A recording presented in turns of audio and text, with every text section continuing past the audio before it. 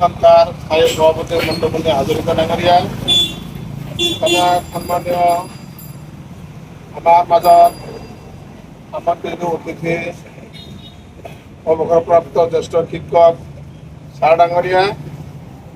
সদা সম্মানীয় আমাৰ বণিক সন্থাৰ সদস্যসকল, লগতে যুৱক ভাই বন্ধুসকল, আজি এই ৭৯তম